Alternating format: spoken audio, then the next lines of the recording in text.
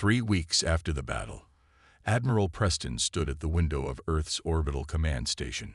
He looked out at the ships gathered there, the remains of his battle group, the Retribution and Reckoning Dreadnoughts, and dozens of civilian vessels decorated with lights and banners. "It's time, sir," Commander Lisa Reeves said as she entered his office. "They're waiting for you in the main hall."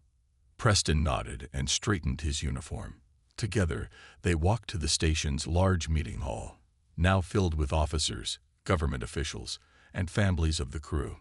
Preston took his place at the podium. The room fell silent. "Today we honor both victory and sacrifice," he began. "The Battle of Saturn will be remembered as the day humanity proved itself among the stars. But victory came at great cost." He gestured to the screen behind him, which showed the names of the ships lost in battle. The Judgment, the Vengeance, and the Defiance were at the top of the list. Captain Frank Nelson and the crew of the Judgment gave their lives to destroy the enemy flagship. The Vengeance was lost containing a dimensional rift that could have spread to threaten our fleet. Preston paused, his voice growing heavy. And the Defiance, under Captain Grace Howard, saved countless lives by directing their failing void slip drive away from our forces. In the audience, Lieutenant Sam Collins sat in his dress uniform. His arm was in a sling, his face still showing cuts from his narrow escape.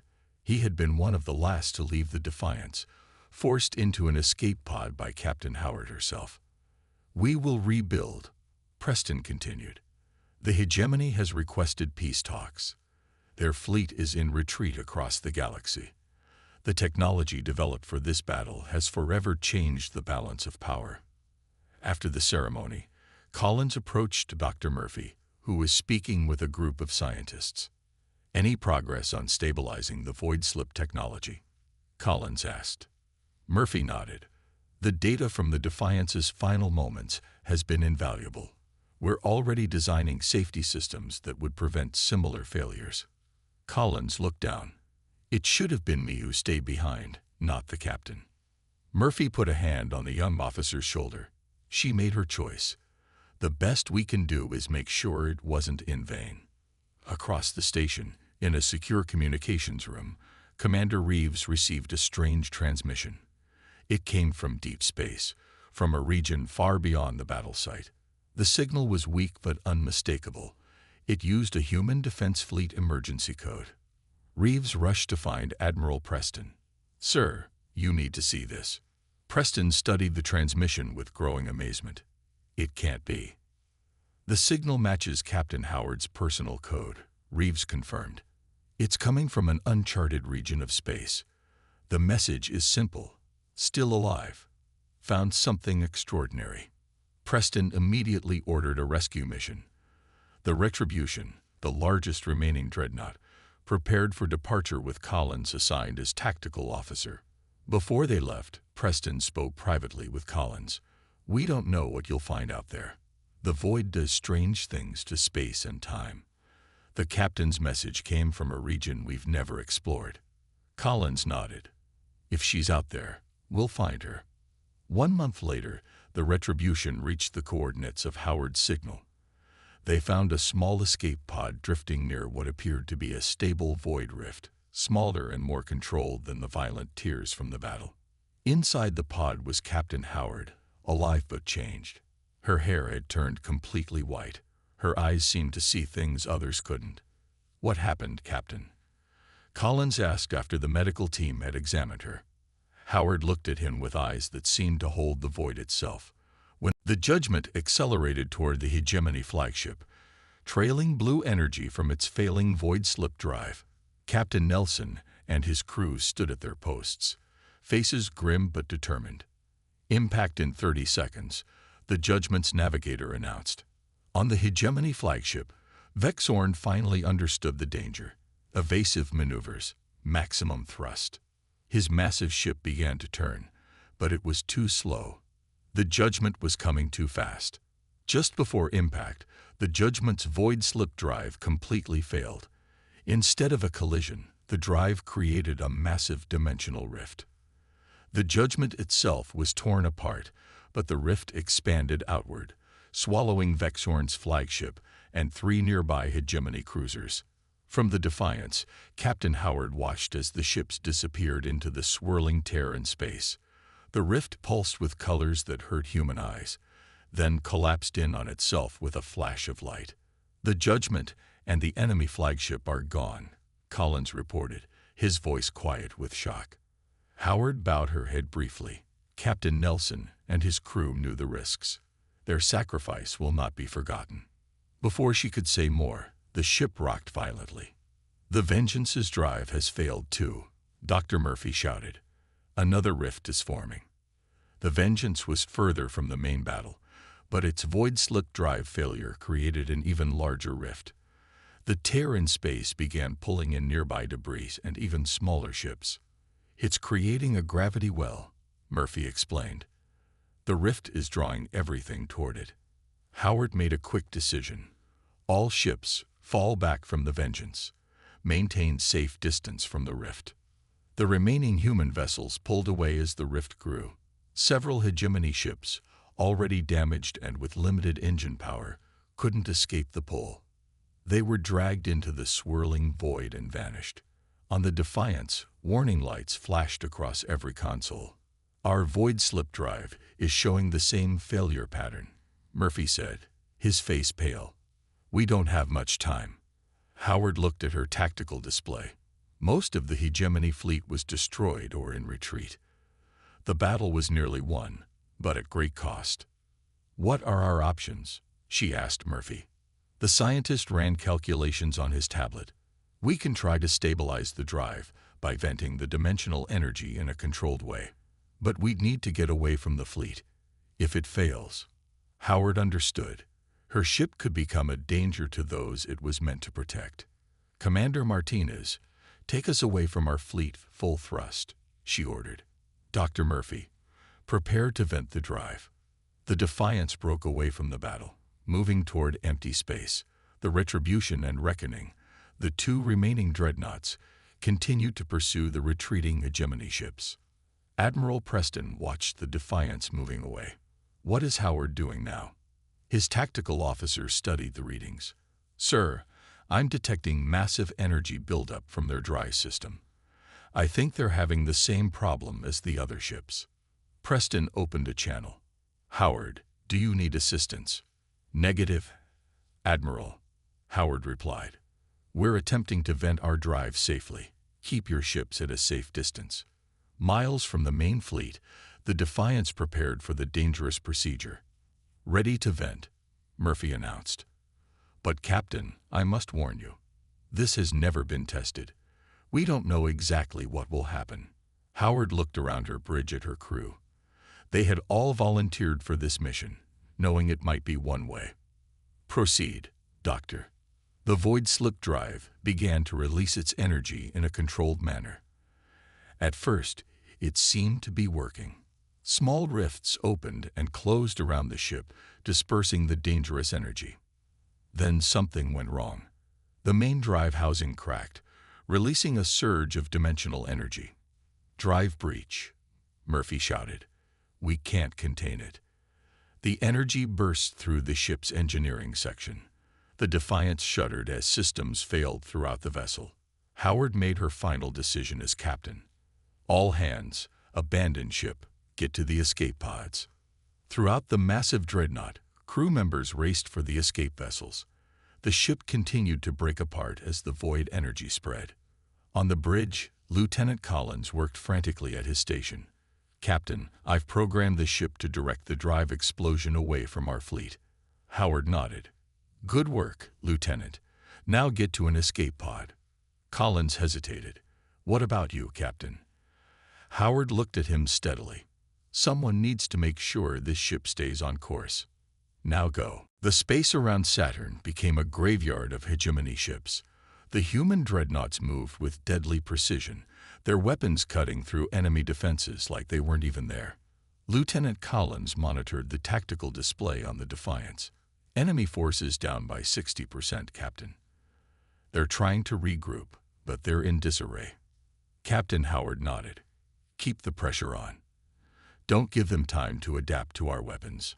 The bridge shook as a hegemony cruiser managed to land a hit on the Defiance's side armor. The lights flickered briefly. "Damage report," Howard called out. "Minor damage to decks 14 through 17. Commander Martinez replied. "Armor held. No casualties." Howard turned to Collins. "Target that cruiser."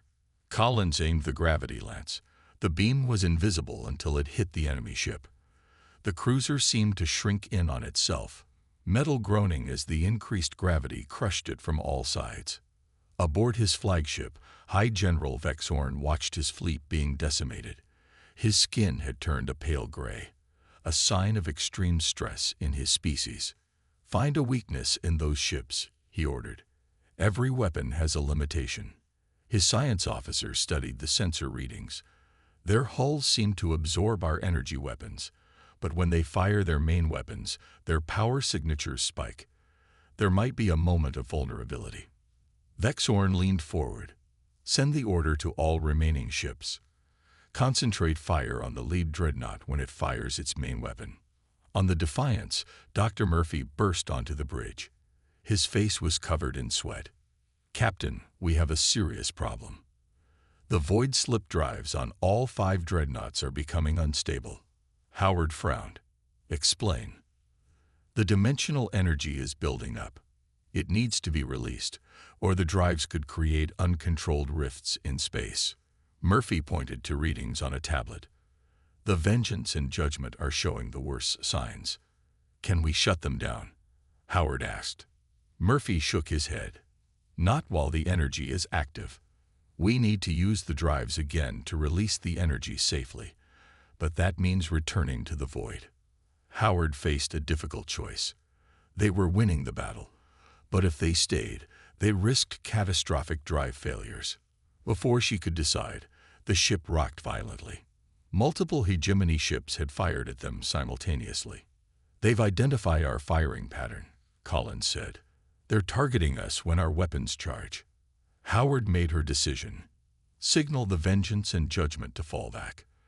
They'll return to the void to stabilize their drives." "What about us?" Commander Martinez asked. "We stay and fight," Howard said firmly. The battle continued to rage. The human fleet under Admiral Preston pushed forward, trapping the hegemony ships against the deadly fire of the dreadnoughts. Preston watched from his command ship as the Vengeance and Judgment moved away from the battle. "What are they doing?" his tactical officer asked. Preston studied the movements. "Howard must have her reasons. Keep pressing forward." The Vengeance and Judgment positioned themselves away from the main battle. Their void slip drives activated, creating tiers in space. But instead of entering the void, the tiers grew larger, becoming unstable. On the Defiance, Collins noticed the anomaly. "Captain, something's wrong with the Vengeance and Judgment. Their void tiers are expanding." Howard turned to Dr. Murphy. "What's happening?" Murphy's face paled. "The drive failures have started. They can't control the dimensional rifts." A desperate message came from the Judgment. "Drive collapsing. Cannot contain the void energy." Howard opened a channel. "All ships, clear the area around the Vengeance and Judgment." On his flagship, Vexorn saw an opportunity. "Target those retreating dreadnoughts. Something's wrong with them." His remaining ships turned their weapons toward the vulnerable human vessels. Aboard the Judgment, Captain Frank Nelson made a final decision. "This is Captain Nelson. We're directing our ship toward the enemy flagship. If our drive explodes, we'll take them with us." The damaged dreadnought, trailing energy from its failing void slip drive, turned and accelerated toward Vexorn's command ship. Howard watched, her heart heavy. "Brave souls," she whispered. Then louder, "All ships, prepare for shockwave. The void is about to open wide." For one moment, the battlefield fell completely silent. The Nixvery ships, in the middle of their attack on the human fleet, froze in confusion. The massive tiers in space behind them defied everything they knew about physics. Then the human dreadnoughts fully emerged, their enormous black hulls gleaming against the stars. Each was twice the size of the largest hegemony battleship. Their sleek designs showed no wasted space, only weapons and armor. On the Hegemony flagship, alarms blared as sensors detected the new arrivals. Impossible, High General Vexorn shouted. Where did they come from? How did they get past our sensor grid? His tactical officer stared at the display in shock. Unknown vessels behind us. They're not using any known jump point. Turn the fleet, Vexorn ordered. Redirect all rear shields. But the order came too late. On the bridge of the Defiance, Captain Howard stood tall. Her voice was calm, but carried throughout the ship. All batteries, open fire. The 5 human dreadnoughts unleashed their weapons in perfect unison. Gravity lances struck first invisible beams that multiplied the gravitational pull in a targeted area. Hegemony ships crumpled like paper toys as their own mass crushed them from within. Next came the dimensional disruptors, weapons that briefly shifted portions of enemy ships partly into the void. Metal tore as parts of the same ship existed in different dimensions, then snapped back with catastrophic results. Direct hit on 3 enemy cruisers, Lieutenant Collins reported. Their shields had no effect against our weapons. Howard nodded. Launch quantum-locked missiles, target their command ships. Missile bays opened along the sides of the dreadnoughts. The projectiles launched, blinking in and out of existence as they approached their targets. The Hegemony point defense systems fired at where the missiles should be, but hit nothing. The missiles existed in multiple places at once until impact. 4 Hegemony command ships erupted in flames as the missiles found their targets. On his flagship, Vexorn watched in horror as his fleet was torn apart by weapons he didn't understand. What are these ships? How is this possible? His ship rocked as a nearby cruiser exploded. Warning lights flashed across his command console. Our rear fleet is in chaos, his second-in-command reported. These human weapons, our shields are useless against them. Before Vexorn could respond, another alarm sounded. The sensors showed the scattered human fleet from Saturn, suddenly regrouping and attacking with renewed vigor. Admiral Preston's voice came over all human channels. All ships, press the attack. The dreadnoughts have arrived. From his command ship, Preston watched with satisfaction as the Hegemony fleet found itself caught between his forces and the newly arrived dreadnoughts. Like catching them in a vice, he said to his bridge crew.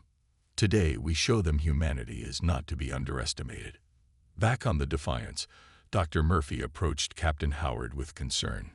Captain, the void slip drives are showing unstable readings. The emergence put more strain on them than we anticipated. Howard frowned. How long will they hold? I can't say for certain. Hours, maybe less. If they fail while we're in normal space, it shouldn't be catastrophic. But we may not be able to return to the void. Howard nodded. Make sure the other dreadnoughts know. We focus on doing as much damage as possible now. Across the battlefield, the other dreadnoughts were equally devastating. The Retribution tore through a line of Hegemony destroyers. The Judgment disabled the Hegemony's main communications array. The Vengeance and Reckoning worked in tandem, creating a kill zone where no enemy ship survived more than minutes. Lieutenant Collins studied his tactical display. Captain, the enemy is regrouping. They're forming a defensive sphere around their flagship. Howard smiled. They're learning. But too late. She opened a channel to all 5 dreadnoughts. This is Captain Howard. Execute attack pattern Delta. Target their flagship. The 5 enormous human ships moved with surprising grace, repositioning for a coordinated strike on Vexorn's command ship. On the Hegemony flagship, Vexorn made a decision. Prepare for emergency jump. We must retreat and regroup. His officer looked shocked. Retreat. The Hegemony fleet has never retreated. Vexorn's eyes narrowed. We have never faced weapons like these. Sound the retreat. But as the Hegemony ships prepared to flee, they found the human dreadnoughts blocking their escape routes. There would be no easy retreat today. The human fleet near Saturn erupted into action as the Nyx ferry ships came within range. Smaller fighter craft launched from carrier ships, darting between the massive chunks of ice in Saturn's rings. Admiral Preston watched from his command ship. Keep them focused on us, he ordered. Every minute we hold is another minute for the Dreadnoughts to get in position. Laser fire and energy weapons lit up space around Saturn. From a distance, it looked like a light show against the planet's pale surface.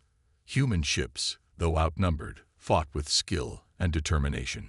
They used the rings for cover, appearing to fire and then ducking behind ice chunks the size of mountains. Aboard the Hegemony flagship, High General Vexorn frowned. The humans were fighting better than expected. They should be running, he said. Why hold position when they cannot win? His tactical officer offered a suggestion. Perhaps this is all they have left. A final stand. Vexorn considered this. Send the third battle group to flank them. I want this over quickly. In the void between dimensions, the 5 human dreadnoughts prepared for emergence. The void slip drives hummed with power, creating a sound that seemed to come from inside the crew's own minds. On the Defiance, Captain Howard made her final checks. All weapons systems ready. Yes, Captain, replied the weapons officer. Gravity lances charged. Dimensional disruptors online. Quantum-locked missiles loaded. Howard nodded. And our sister ships. Lieutenant Collins looked up from his console. All reporting ready, Captain. I've calculated the exact timing. We'll emerge in perfect formation behind their command ships. Howard turned to Dr. Murphy. Status of the void slip drive. Murphy's face showed concern. Stable for now, Captain. But I'm seeing power fluctuations. The longer we stay in the void, the more unstable the drives become. Then we won't stay long, Howard said. We hit them hard and fast. Throughout the ship, crew members prepared for battle. Some prayed. Others checked their equipment one last time. Many thought of home and what would happen if they failed. Chief Engineer Daniels spoke to his engine room crew. The moment we emerge, the enemy will target our engines. Keep those shields at maximum power. In the medical bay, Dr. Olivia Garcia prepared for casualties. Set up triage in sections 3 and 4, she told her staff. We don't know what kind of weapons we'll be facing. Back at Saturn, the human fleet was taking heavy losses. 3 destroyers had already been lost, their debris joining the icy particles of Saturn's rings. Admiral, the communications officer called out. The Intrepid and the Dauntless report critical systems failures. They can't hold much longer. Preston's face remained calm despite the dire news. Tell them to hold position as long as possible, then execute emergency jump to the rally point. On his tactical display, he could see the Hegemony ships closing in for the kill. They had taken the bait, bringing their command ships forward to witness the destruction of the human fleet. Just a few more minutes, Preston whispered. In the void, Captain Howard gave the final order. All hands, prepare for emergence. Weapons teams to battle stations. Engineering, prepare to divert full power to forward shields and weapons upon emergence.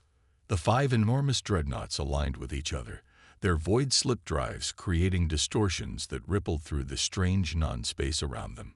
Emergence in 10 seconds, Collins announced, his voice steady despite the tension. Howard gripped her command chair.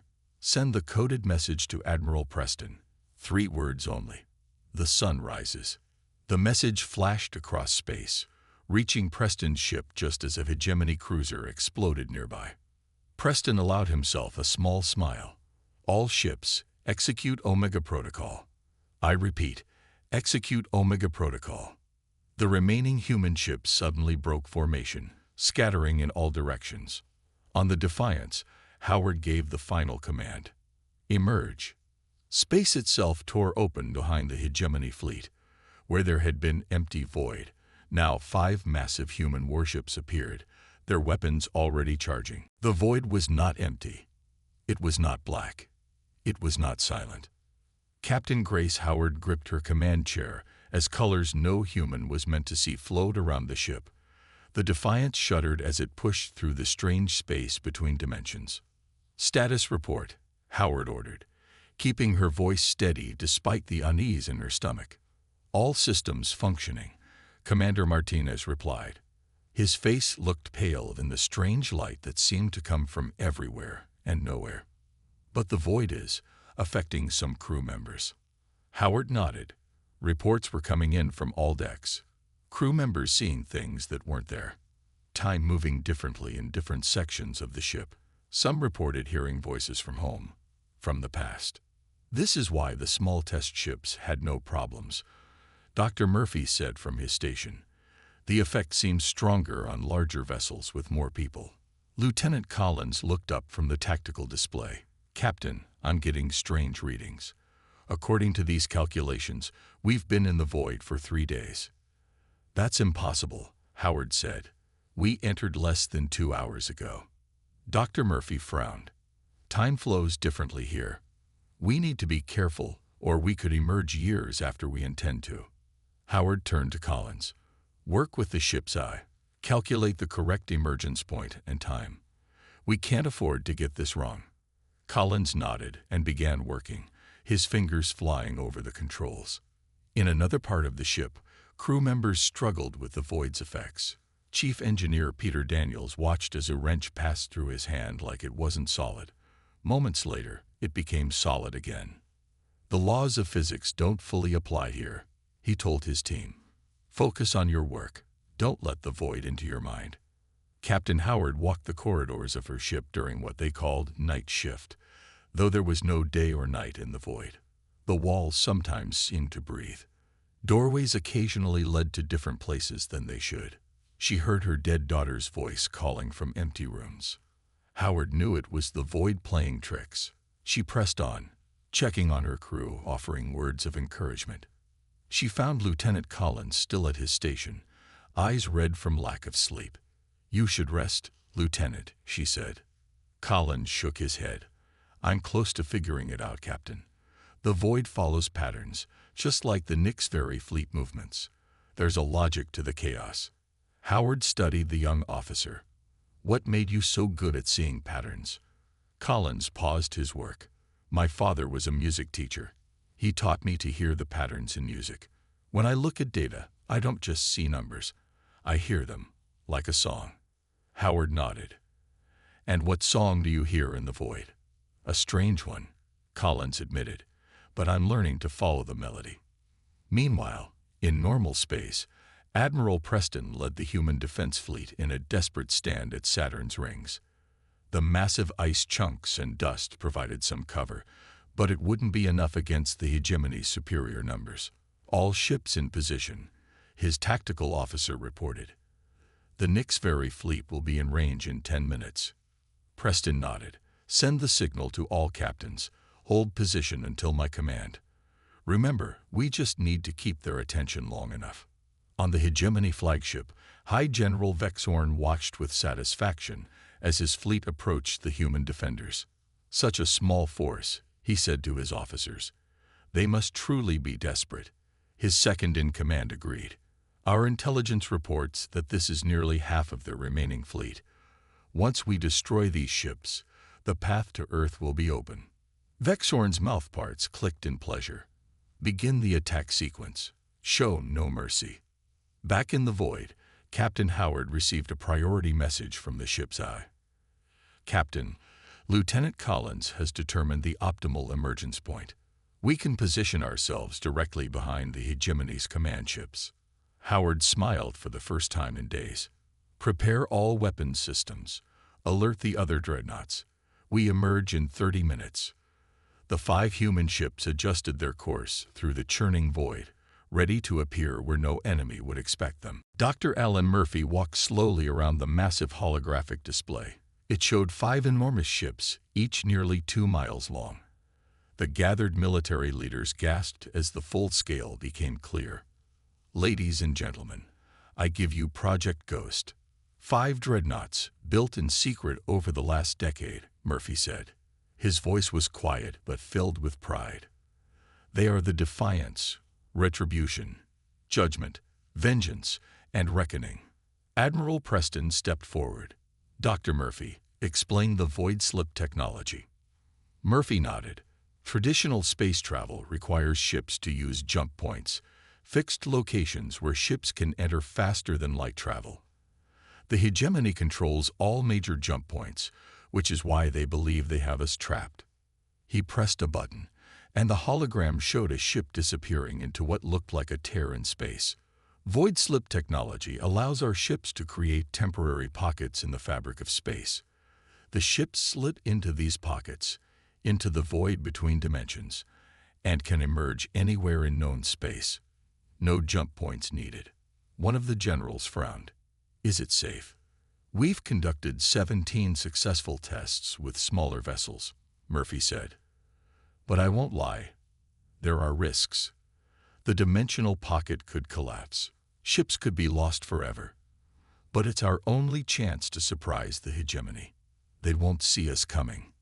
Far away on Europa's hidden base, Captain Grace Howard received her orders. She read them twice, her hand steady despite the weight of responsibility.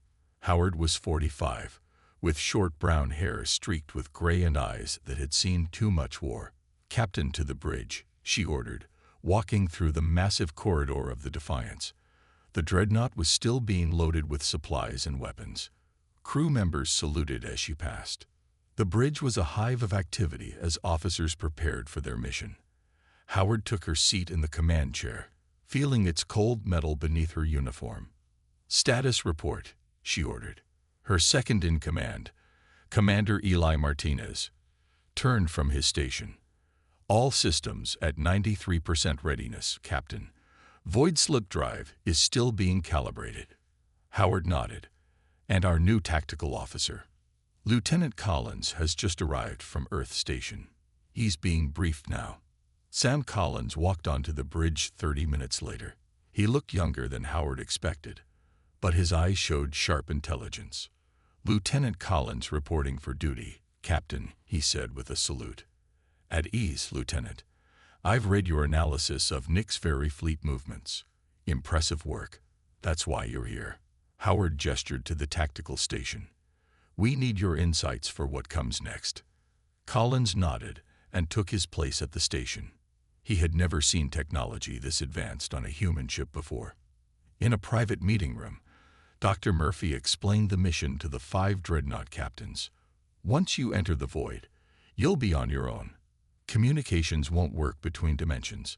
You'll need to time your emergence perfectly, behind the hegemony fleet." Captain Howard studied the battle plans. "What about Admiral Preston's forces near Saturn?" "They're the bait," Murphy explained. "A calculated sacrifice to draw the hegemony's attention. Preston knows what he's doing." Howard thought of her family, killed during a peaceful hegemony visit to their colony 10 years ago. This mission was personal for her. At the edge of human space, the Nick's Ferry forces began their advance. Their massive fleet moved with confident precision toward the human colonies. High General Vexorn received reports of human evacuations with pleasure. They run instead of fight. Typical human weakness. His advisor approached cautiously. "General, some of our scouts report unusual activity near Jupiter's moons. Probably more refugees fleeing." Vexorn dismissed. "Nothing to concern us." Below Europa's icy surface, the final preparations were complete. The 5 Dreadnoughts rose from their hidden hangars, breaking through the moon's crust into open space. Captain Howard gave the order that would change the course of the war. "All ships, activate void slip drives." One by one, the massive human vessels disappeared into tiers in the fabric of space itself, vanishing from known reality into the void beyond. Admiral Jack Preston stared at the message on his screen. His face grew pale. After 20 years of peace, the Nick's Ferry had finally shown their true colors. The alien message was clear. Surrender all human colonies on the outer rim within 30 Earth days, or face total war. Preston leaned back in his chair aboard the command station orbiting Earth. The dim blue light of the screens made his gray hair look almost white. He was too old for another war, but it seemed the universe had other plans.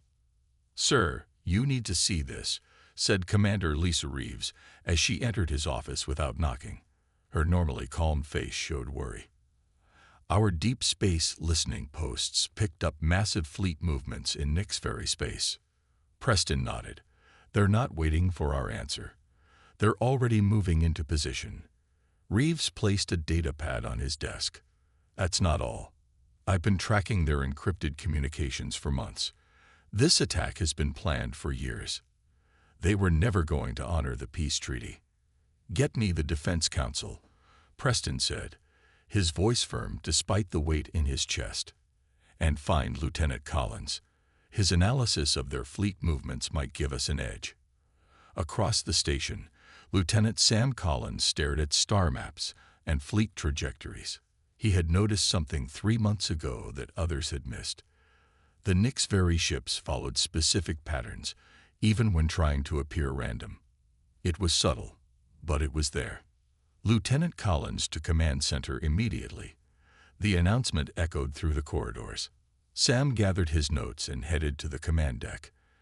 As the youngest tactical officer in the human defense fleet, many still doubted his abilities, but not Admiral Preston. On Earth below, the Defense Council had gathered in their underground chamber. The 12 representatives from Earth's united governments sat in a half-circle, arguing loudly. "We should surrender the outer colonies," Councillor Rivera said. "We can't fight the entire galactic hegemony. The Nix-Very have technologies we can't match." Councillor Patel slammed his fist on the table. "And after we give up the outer rim, they'll demand the middle colonies next. We cannot show weakness." The council's leader, Diana Foster, raised her hand for silence. "Before we decide, we need to hear from our military leaders." A large screen lit up, showing Admiral Preston's face. "Councilors, we face a critical moment in human history. The hegemony believes we are weak and divided. They expect us to either surrender or mount a hopeless defense." "And aren't they right?" Rivera asked. "Their fleet outnumbers ours 5-1. A slight smile crossed Preston's face. "Numbers aren't everything, Counselor. For 15 years, we've been developing technologies in secret. Dr. Murphy, it's time to brief the Council on Ghost Protocol." The screen split to show a thin man with bright eyes and messy hair. "Counselors, what I'm about to share has been classified at the highest level. Project Ghost has successfully developed technology that will change the nature of space warfare forever." Meanwhile, at the edge of human space, the battlefield had fallen silent. The usual trade ships and patrols were gone. The normal chatter of communications had ceased. In their place was a tense emptiness, like the calm before a storm. The Nix-Very Supreme Commander, Vexorn, observed the human retreat with satisfaction. His scaled skin shimmered in the light of his flagship's bridge. His forces had gathered in overwhelming numbers, ready to claim the resource-rich human worlds. "The humans are already evacuating their colonies," his intelligence officer reported. "They know they cannot win." Vexorn's mouthparts clicked in their species' version of laughter. "They are wise to submit. Had they resisted, we would have shown no mercy." What the Nix-Very commander didn't know was that the human ships weren't retreating. They were regrouping. And deep beneath the surface of Europa, Jupiter's icy moon, the final preparations were being made for humanity's secret weapon. The battlefield was silent now, but soon everything would change.